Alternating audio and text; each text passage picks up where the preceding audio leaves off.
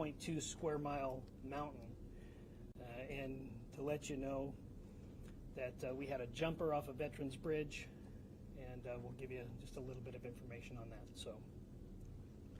So the suspect that has been identified by our Cooney County Coroner's Office, Coroner Duke Johnson there, has been identified as Wes Val Rowley, date of birth of May 1st, 2005. As of right now, and this is all very, very preliminary, we've had a lot of resources at the crime scene. We've been working through the night, so many of these facts are subject to change. We believe that Rowley has prior residence in California, Arizona, and Idaho. We believe he was born in California. The Cooney County Sheriff's Office and Coeur d'Alene Police Department, we believe he was born in California. The Cooney County Sheriff's Office and Coeur d'Alene Police Department, we've had 5 interactions with Rowley. And of those 5 interactions, we've had 3, Coeur d'Alene Police had 2. They're very, very minor in nature. They had to do with more trespassing. He was trespassing in a location. He was asked to leave and he cooperated. We had some welfare checks. Very, very minor. We don't show any criminal history for. We do have some social media presence for for Rowley. Find it disgusting to call him a Mr., but we don't have any much to go on. Here's some of his social media postings that were recently removed from social media. I believe this one was Instagram, and we have some copies of this that Lieutenant Mark Ellis will distribute. Where we're at with the crime scene. The crime scene is active. We still have the suspect's vehicle that is up down an embankment of the mountain. Deputies who responded on scene to protect life and engage the suspect thought it would be in their best interest to get rid of what they thought was Rowley's vehicle. So they had the frame of mind to push it over the side so he couldn't come around and get in that vehicle and flee. So we have not been able to find any manifesto. We have not been able to inventory the vehicle, although people that have seen the vehicle do believe it appeared as if he was living in the vehicle. There was a lot of debris that's in the vehicle, so that's all we have on that. Like I said again, we have not verified or found any manifesto. We have not done an inventory of that vehicle.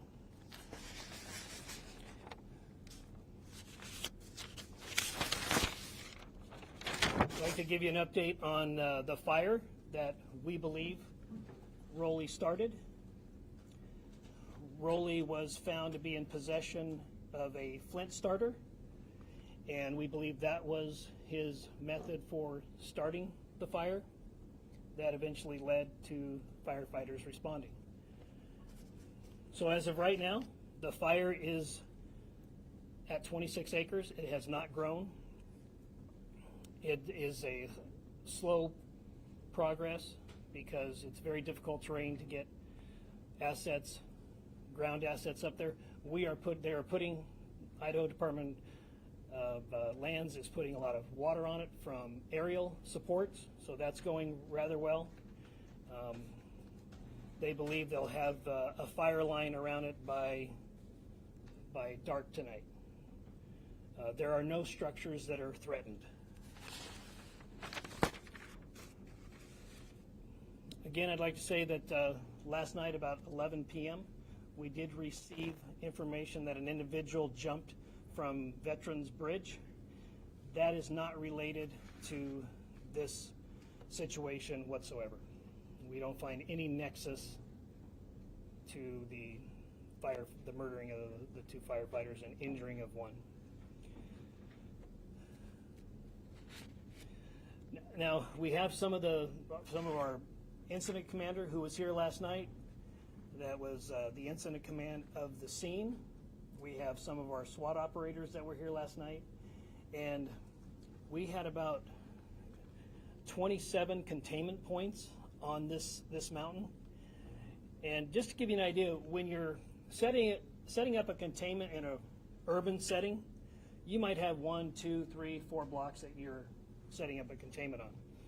But when you are setting up on a mountain, that just provides a lot more difficult dynamics than if it were a city block. So we, to the 27 containment points, we had 2, 3, 4 officers per containment point. And then we have a primary containment point where we believe the suspect is, and then we have a secondary containment point. And we absolutely utilized every resource that responded to the command post.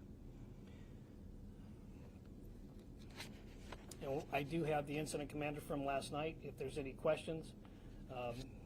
Kevin and Jeremy Heil, Kevin Smart, can you come up here just to be here just in case somebody has any questions? And Can I ask one question? Yeah. You mentioned that there was no fire record. Are you talking specifically in Idaho, or is this also for California and Arizona? at this time, we can't locate a criminal record for this individual. We've had interactions with him, but we don't find a criminal record with him. Also, we don't find that there's any nexus to any Islamic Jihad, which is also being disseminated on social media. We don't find that there's a nexus to that either. Yes, we're going to take questions. Alex with the spokesman review. So are we clear, did the suspect die by suicide or was he shot by police? Do we know that yet? It appears that he shot himself. Yes. Do you know if he was stockpiling weapons up there or why he was on the mountain specifically? One gun, multiple guns? We have information that he at one time wanted to be a firefighter. So we don't know if there's a nexus to that desire and what happened yesterday, but there is information that we've received that he at one time wanted to be a firefighter. So we're still processing the scene. It's going to take a few days to do that, especially with the current fire that's there. So, John? Sheriff, have you had any communication with the fire district about a potential job there? We have checked some of the fire entities here, and we have not located where he had either put in an application or put in some sort of a interest form. We have not found that yet. So that, yeah, we have not found that. One more question. There's supposed to be a video on Instagram. Was this posted right before the ambush? Well, it was discovered right before, but I don't know how long it had been there. Okay. Yeah. Do you have any indication of the motive? Yeah, no, we don't have any indication of any motive at this time. And we, certainly we will continue to investigate that, but obviously we go on intent, and so, but we will certainly find out, or if there's any evidence to believe that there was a motive, we will do that. And I think an inventory of the vehicle would be a good place to start. Do you think his desire to potentially become a firefighter is part of this? We just don't know. Yeah, we just don't know. The gentleman. These firearms, has that been determined yet? If What? these were his firearms that were used, or were they someone else's? Has not been determined yet. Lady in the green. Sheriff Cody Proctor with Frontier News. You mentioned that he had had interactions before with law enforcement, but had he had interactions before with firefighters? We did not check to see if he had any interaction with firefighters. We do know that he did contact the firefighters when they came on scene, and there was a discussion. So, so we're still in the process of investigating that part of it. Gentleman in the blue in the back. Sheriff, Person 1K. So talk to me about, why you're sharing this Instagram post. Talk to us, what does it look like when you're looking at this and what it symbolizes to the department? Well, we're trying to collect any and all information, and those social media posts are what we call open source information. So this is all in an effort to find out intent, to find out if there was any other, if there was a motive or whatever the case may be. But We have another question. We had some people that live in the area of the evacuation zone last night where this shelter in place. They said they didn't get a phone call, they didn't get a text. How does your system work? Was there a text that went out, or how did you let people know? yes, absolutely. Part of our Kootenai alerts system, we sent out a text, I believe, a 5-mile radius, and I encourage people who live or frequent the area to sign up for Kootenai alerts. So that's an opt-in service? well, yes, yep. The gentleman in the blue. Sure. The welfare checks that you guys initiated, Yep. were they given by a relative? Did a parent call you to check on him? Or are they concerned about his mental health? No, it was generally a reporting party who called and saw a vehicle that was either parked near their property or on their property. One was a restaurant where he appeared to be residing at. He was asked to leave and he complied. So none of them that we have at this time were called in from a relative. They were called in from a property owner or passerby. The gentleman there in the... Sheriff, can you describe the weapon that you found next to? It appears right now we have a shotgun that was used, but we're still processing the scene. So obviously a shotgun is not a sniper weapon. Correct. Do you know what kind of weapon that was? Well, we're still processing the scene, but let me kind of set the scene for everybody. When you're in a rural area and you're heavily treed, heavily brushed, and when you're taking fire, then it just adds a whole different dynamic to the situation. So what was reported by people on scene, by peace officers on scene, that they believed they were taking sniper fire, yes. And that's where that is. Lady in the black. Hi, was he a suspect before you found him, or did you not identify him until after you found his remains? Can you give me that first part again? Was he a suspect prior to finding his body, or were you not sure who he was until after you found his remains? Well, we had information that we had an idea who that person might be, but we always defer to the coroner's office to make sure that we have a positive identification on the individual. People borrow people's car, people use people's phones. So we always want to make sure that we have a positive identification before we make any type of release. So this lady. Are you able to identify yet if Wes was the person who called 911, who made the initial 911 call? Still under investigation. If that is the case, he did not use his real name. So, but it certainly will be part of the investigation. But we had an individual called, a male, and he did not use the suspect's name. So. And one more clarification, because I think I misunderstood. Did you say there was an interaction with first responders There was an interaction with the firefighters. when they first arrived on the scene? Correct. What was that then? It had something to do with his vehicle being parked where it was. So, yeah. The gentleman in the blue in the back. Sir, can you tell us what type of bullets then were used in the attack on the scene for 3 firefighters? Obviously, you didn't know there were shot there. Right. Well, we know that some rifled slugs were used, and a rifled slug is a pretty big projectile.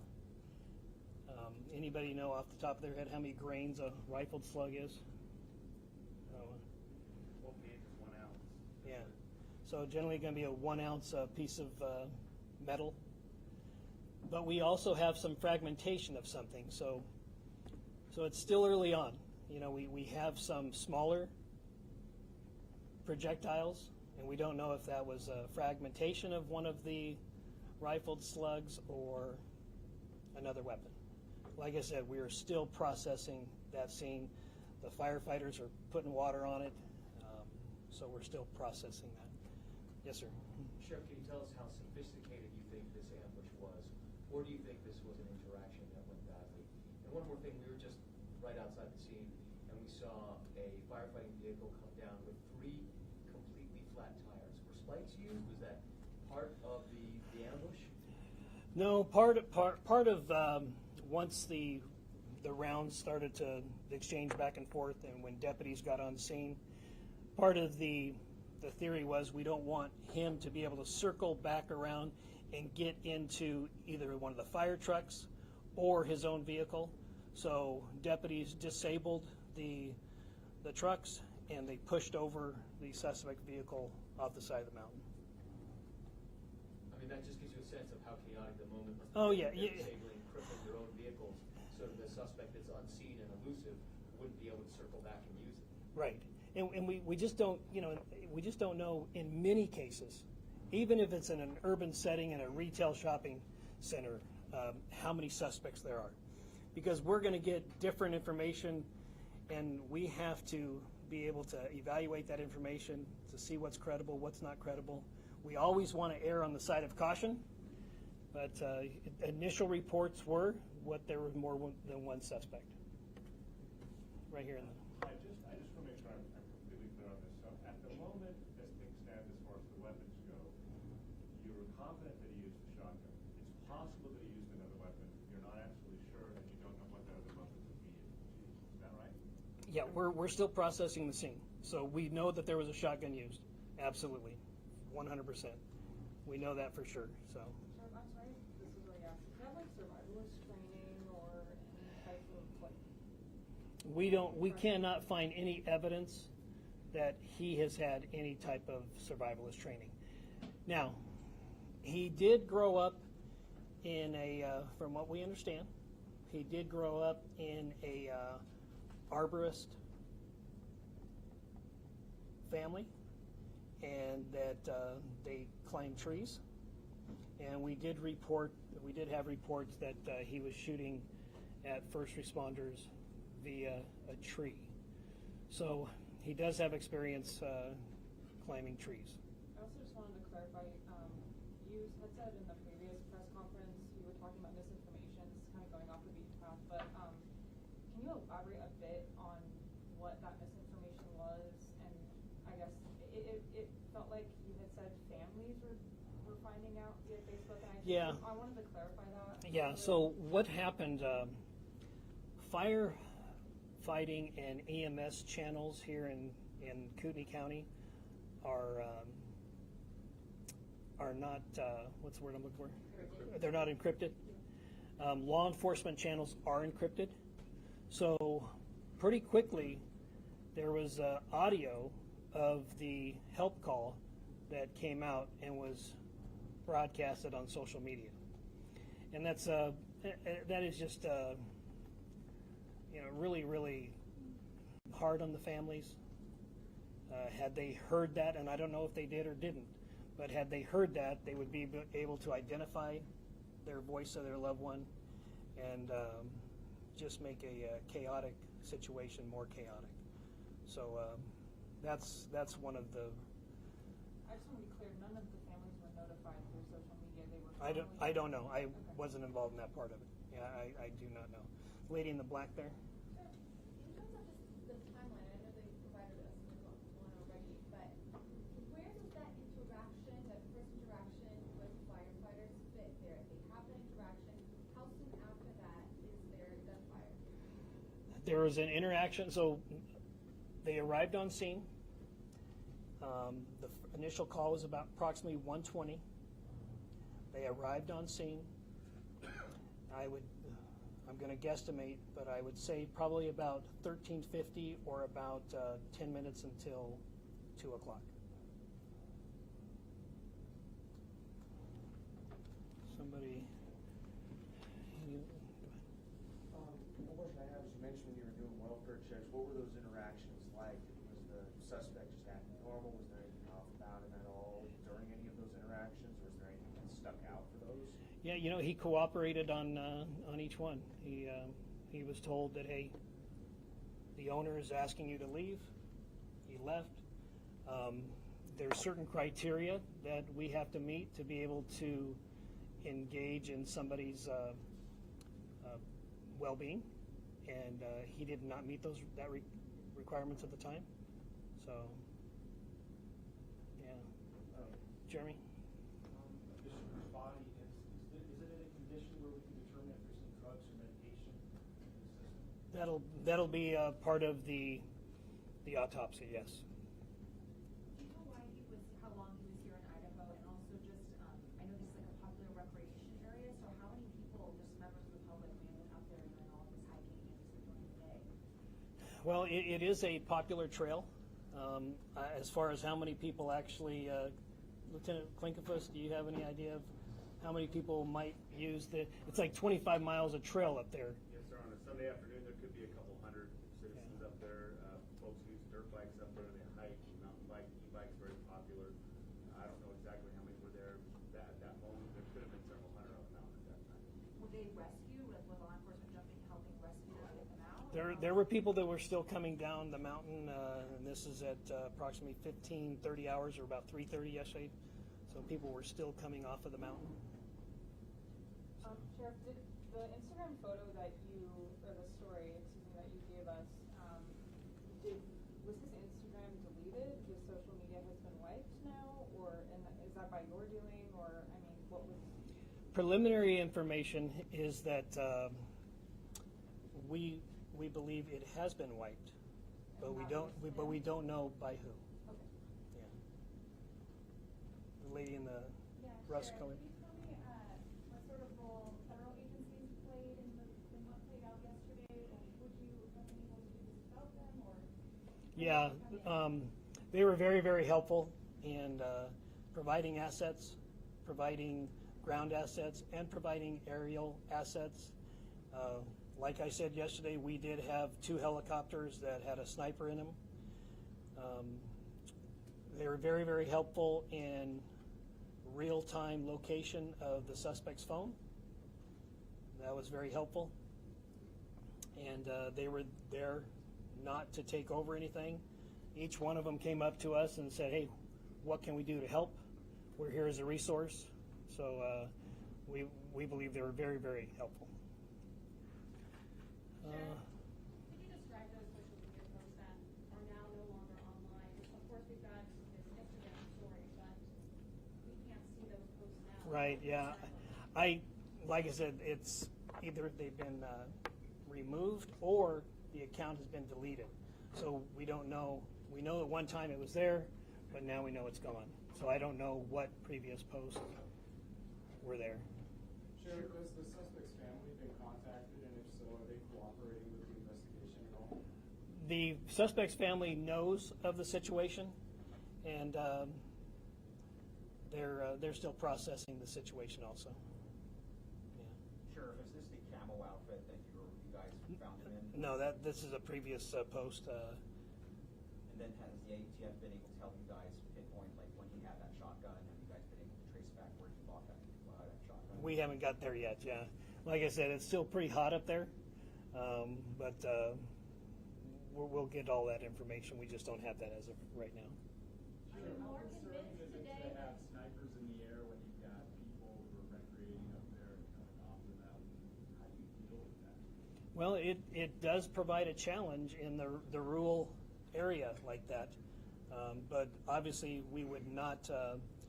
We want them to identify the target first before they took any action. But it was an active shooter situation, and we have radio traffic where there was an exchange of gunfire between suspect and deputies. So we want to make sure that we have target identification before we use any type of lethal force. So.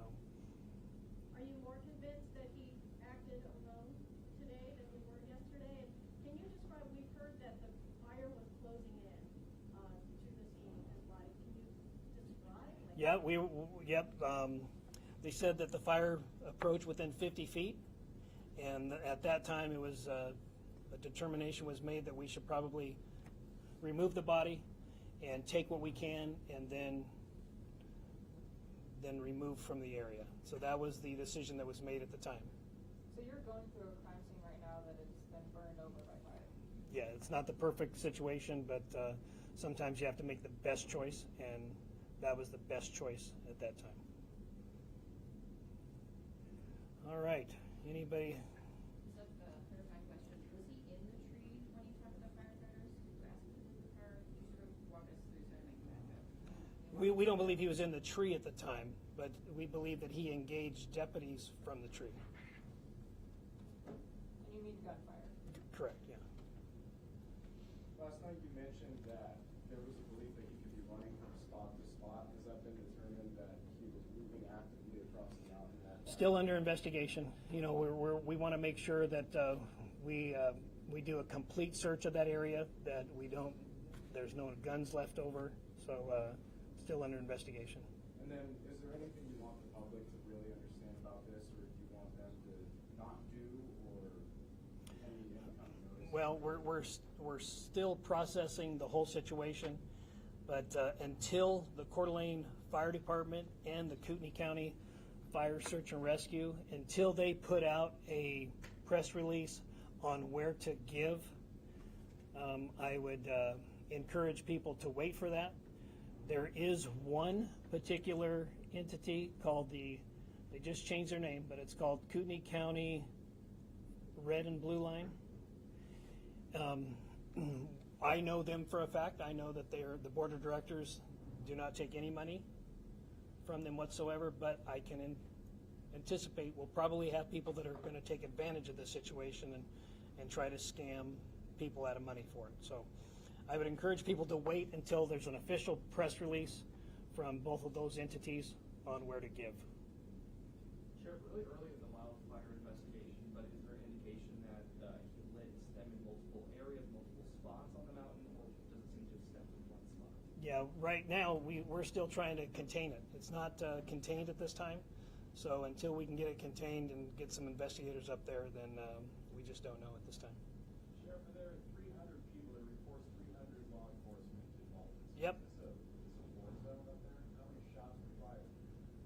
Well, we don't know exactly how many shots were fired at this time, but at the beginning of this event, we knew that it was tragic, and we knew that there were reports that there were multiple shooters. Whether that turns out to be or not, in an operation like this, you always want to plan and prepare for the largest event, and then it's easy to scale down.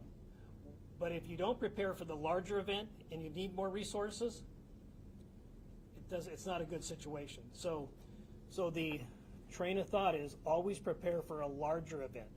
But in this particular case, an active shooter in a rural area, that just provides a lot of different challenges. And I know that Captain Heil, part of the strategy was that we're going to protect that west side of that mountain because that's where the homes are, and we're going to have probably triple as many personnel on that side. And if he wants to go east, or if he wants to go in the fire, let him. But there's a lot of different dynamics that you have to consider in a rural containment and a rural active shooter. Jeremy, do you have any questions, or do you have anything you'd like to add on how the challenges of what happened? Unless you have any specific questions. Okay.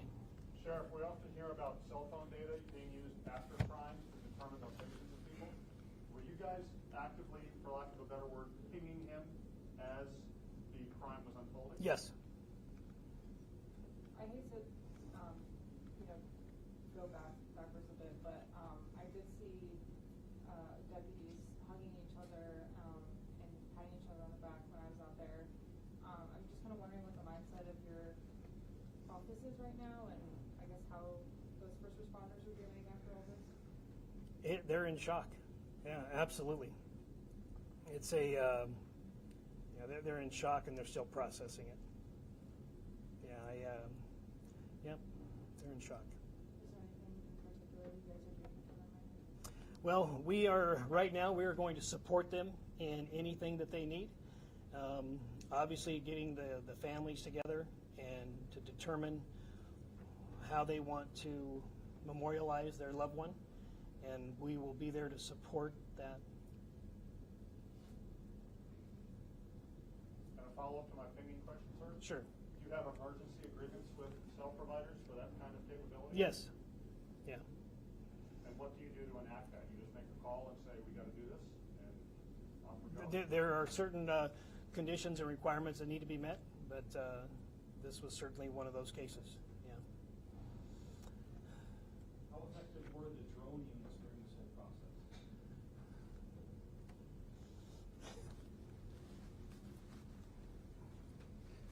The drone units were very effective.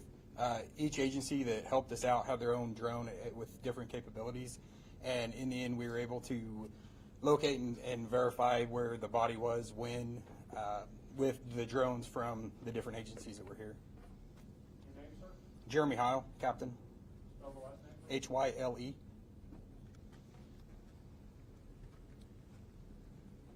All right.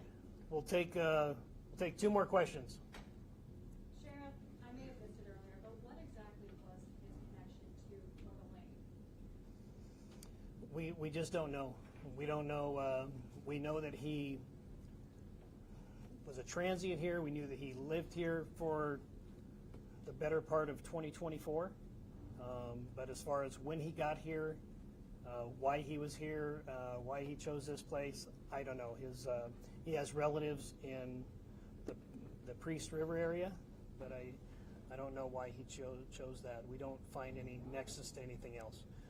Maybe we'll find more once we do an inventory of the vehicle, but as of right now, we don't know. And then one more question. Are you able to confirm whether or not the firefighters who were shot were the ones who spoke with him, or are you able to? Yes. Yeah.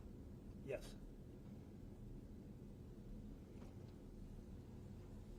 All right. Thank you very much. Appreciate you coming out and sharing this story with the public. So thank you.